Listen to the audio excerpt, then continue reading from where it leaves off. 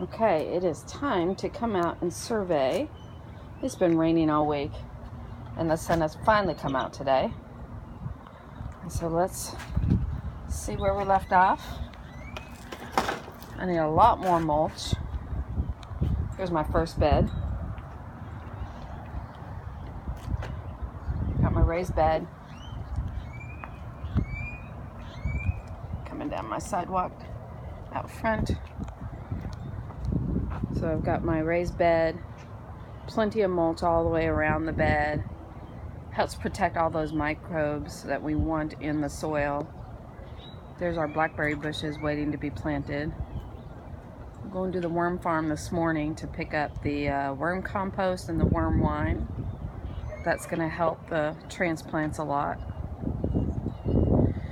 So this needs a little bit of maintenance, but it's doing pretty great. Very few growth popping up.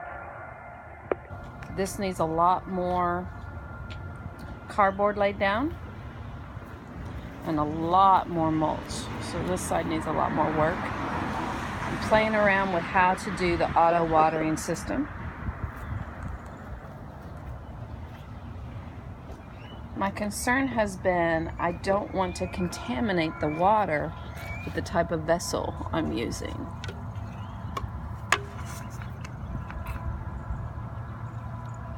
This is a solar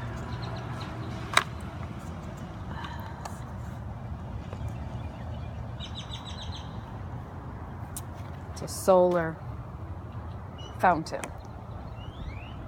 I didn't want any kind of plastic that the chemicals could leach out of the plastic.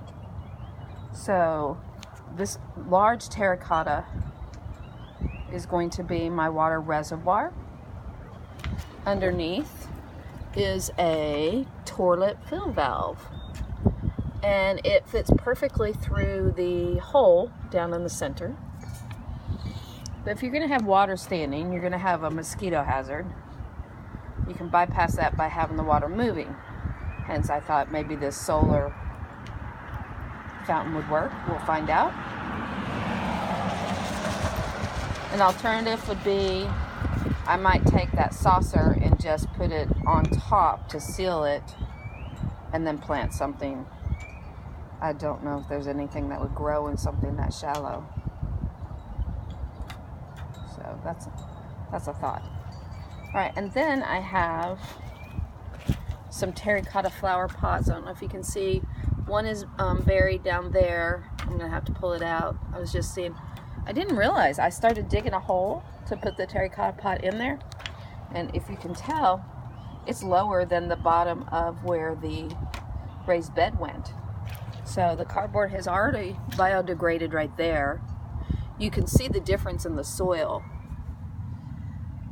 You can see this beautiful dark soil that's rich with the microbes.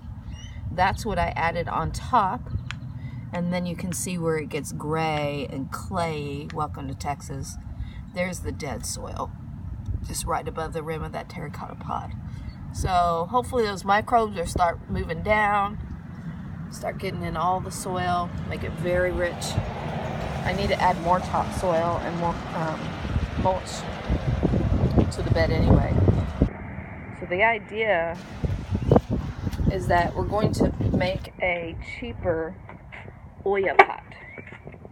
Oya pots are terracotta or some type of porous clay. It looks like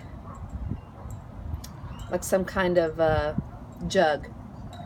I've got a round bottom and it comes to a narrow neck, and you bury the Oya pot and leave the neck exposed, and you fill it up.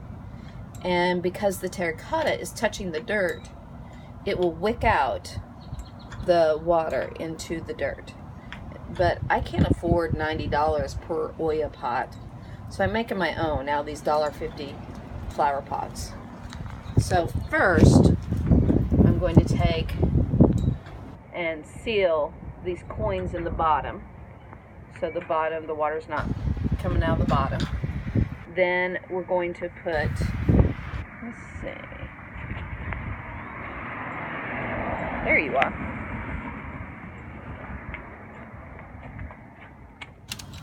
Then we have these elbows that we will silicone in there. They'll be connected. The idea is to put the big flower pot in the center. That's not exactly center, but pretend like that's center. So the big flower pot reservoir will be in the center. Run a hose. Have a flower Oya pot there. Another one there. 1, 2, 3, 4. With the big flower pot in the center.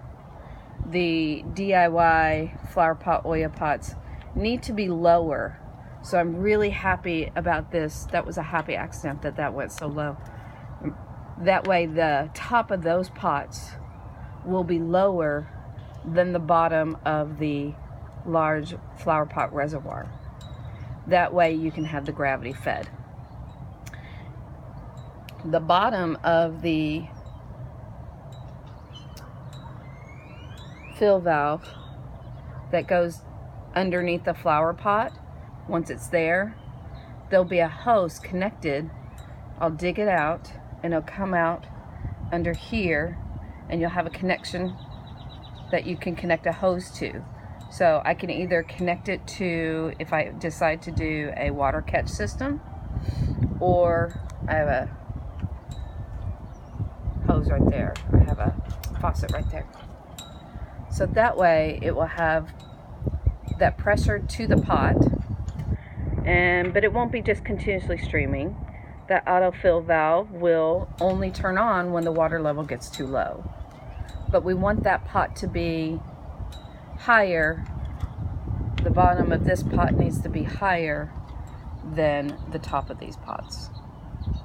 We also want that pot to be low enough that if we do hook it up to a water catch system closer to the house, that needs to be lower than the bottom of the water catch system for the water catch system to flow into that. So that's where we're at right now, kind of playing around with this. I want to see, this is the first time we've had sunlight since the solar water fountain came in the mail we got from Amazon. So I'm kind of interested to see, is it going to work? I haven't gotten it to work yet. So yeah, today proves to be a fun day. I'm thinking we might want to do our other 2 blackberries here. We're kind of thinking though, because a friend at our co-op, our homeschool co-op yesterday, was saying her blackberry bushes are quite invasive. They pop up everywhere. So I'm like, well, let's think about this. Let's not have them so close that if they start popping up everywhere, we can't get to our raised bed to harvest anything. So there we are. Here's the fill valve that we got. It came with the flapper.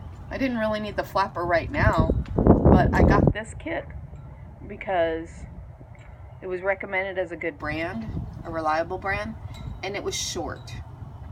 I wanted it to be a little bit shorter so that we can work within that vessel. But I mean, maybe we'll try with the next one, we'll try a cheaper one. I'll keep you guys posted and see what we do with that. And that's our job today. We'll come back and tell you what we've got done. All right.